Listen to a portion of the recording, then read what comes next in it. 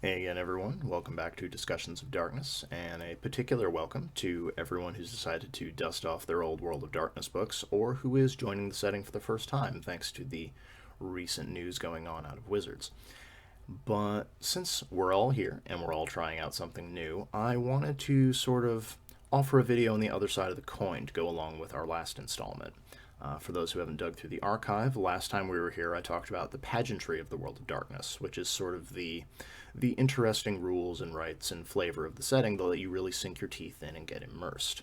This week I wanted to talk about something that we often forget, leaving it on the table as it were, which is that these games all operate, at least as part of our setup, in the mortal world. They are connected to the real world. It's part of what makes them sort of fun and indulgent, is that idea that maybe there are vampires out there lurking in the shadows. Maybe there are people who have been tainted by the Fae. Maybe there really are mages who are attempting to undo the great lie of the universe, but they keep themselves so secret we don't know about it.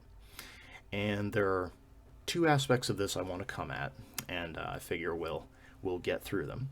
First from a player perspective, and then from a storyteller perspective. But foundationally, for folks who are not familiar with it, who haven't really dug in and done a lot of the reading, the World and Chronicles of Darkness setting are sort of predicated on the idea of the hidden world. It's what makes them fun, it's what we really enjoy about them, it's that idea that there are secret supernatural creatures just lurking down dark alleys and behind hidden doors. And that can be a lot of fun. It's a unique form of escapism that we don't get with a lot of other games. But as a player, it can be very easy to sort of focus on that aspect, whatever your character's supernatural sphere is, whether you're a mage, a vampire, a changeling, a mummy, a Promethean. It's easy to get overwhelmed by all of the fun things and all the possibilities that come with that template. And often we either minimize or forget that these characters, before they've become these things, were people.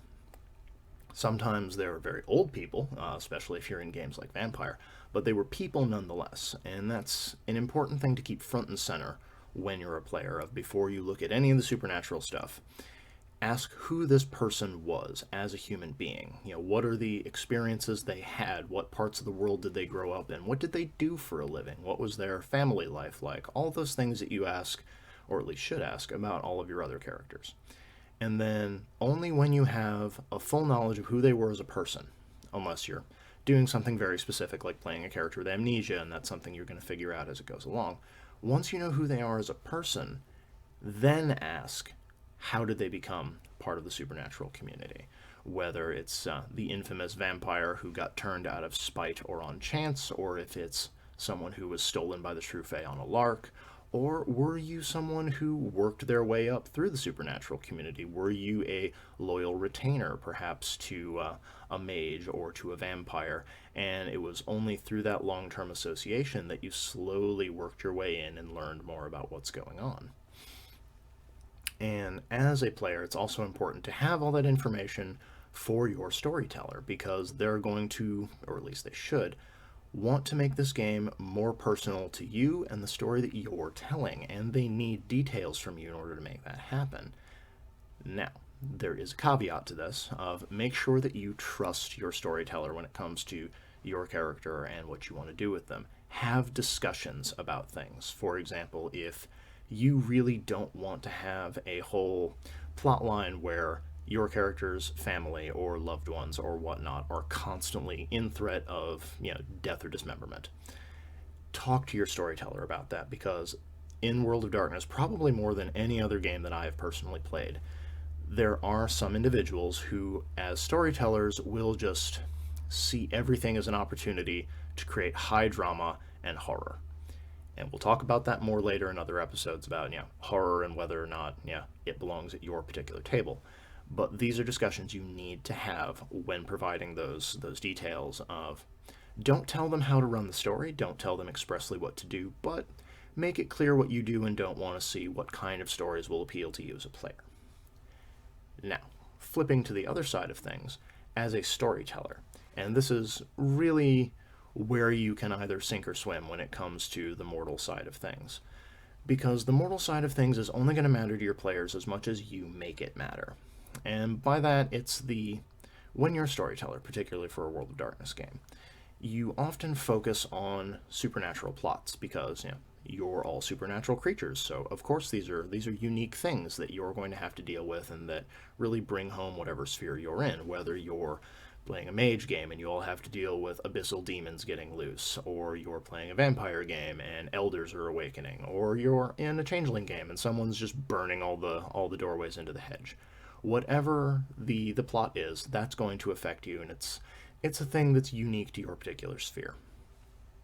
At the same time, though, these characters exist in the mortal world. The things they do affect the mortal world, and every particular sphere has their own version of the masquerade, of their rules that say we have to keep what we do at least partially on the down low. We have to be subtle with what we're doing.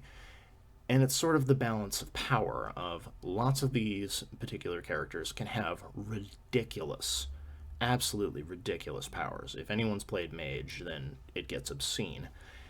But that's the balancing act of you might have phenomenal cosmic power, but you can't use it in full view of the public. And the more modern your story happens to be, the more of a concern being witnessed is, whether it's the ever-present nature of cell phone cameras or private security systems, drones that are flying around recording things. You can't just go out and use your powers in full view of the public. On the other hand, there are certain problems that you can't just hit with a hammer, because just killing people doesn't solve things in the modern day, especially in a place as dark and corrupt as the World of Darkness is. So it might solve your problem for now, but then there are repercussions of these actions, and you need to sort of have an idea of who these characters are in the mortal world and how those ripples are going to bounce back. As a good example, let's say you have a local sheriff who has decided he's going to lean on whoever your particular characters happen to be, whether it's someone who doesn't realize they're dealing with vampires or is completely unaware that these are changelings who are just trying to keep themselves down and keep their heads below the radar. You then have questions of, do you pay whatever bribery he's asking and just solve the plot that way? Do you attempt to intimidate him off? Do you make things worse by making him unable to fulfill his duties and then somebody else has to step up? And then as a storyteller, you ask yourself, based on whatever action it is the players took, what's the next step if the problem's not solved? They might have, for example, taken that sheriff and injured him badly enough that somebody else has to step up and take his job. All right, you have solved the initial problem of a corrupt officer trying to get bribed to leave your community alone. Who takes his place? Is it somebody even worse? Is it someone who suspects what the characters did and is now going to escalate things? And how far can that escalation go before it starts threatening their safety and their secret? And that's kind of the idea that you should take with various other things of just as many threats that come from the supernatural, there should be threats that come from the purely mortal, whether it's someone is trying to do a land grab and foreclose on area that these characters consider theirs or that belongs to their friends and spouses and whatnot. Whether it's they're getting involved in trying to clean up a certain neighborhood, but the gangs aren't going to go easily, so they're retaliating.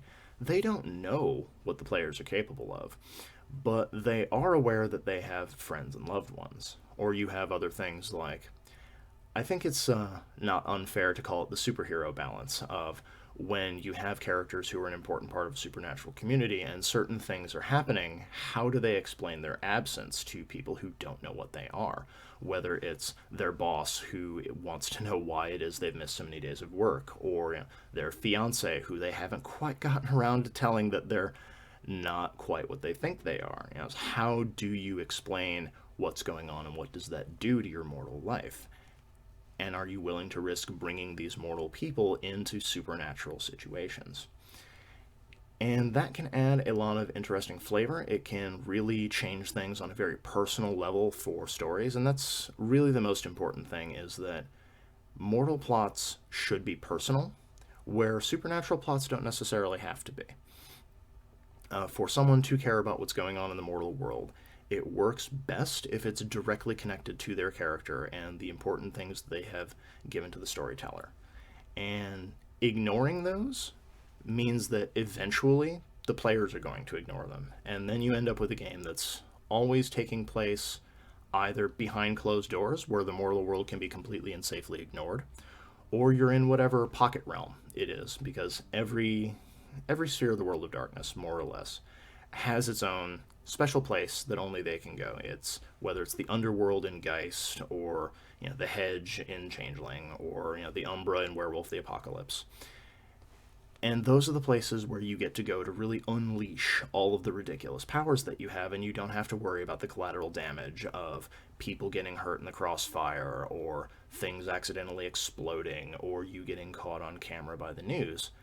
But that shouldn't be the whole game, because a central premise of the world in Chronicles of Darkness is you need to maintain that secrecy and that subtlety. And it can be really tough, especially if your storyteller isn't really doing anything with the mortal side of things. And it's a fine balance that you need for this particular breakfast. But for those who are looking for some resources for bringing in the mortal side of things, check out the tab below. The discussion should have, the description should have a couple of supplements where I've included various mortal characters you can bring in if you're looking for NPC lists. Going forward, I'm hoping to do some rumors and various other things to really help fill out the mortal side of stuff. That's all for this week. If you have anything you want to see in the future, if you have anything that you particularly enjoyed running as a mortal plot or as a non-supernatural plot that really stuck with your players, leave it below. What did you do? What was their reaction? Tell us your story. I'm really curious to hear it. If you have a particular sphere of the world of darkness you'd like to see talked about, if you have a particular problem or trope that you're having trouble really making work at your table, leave that in the comments as well. I'll read them, and hopefully that'll influence episodes going forward. And until next time, happy gaming, everybody.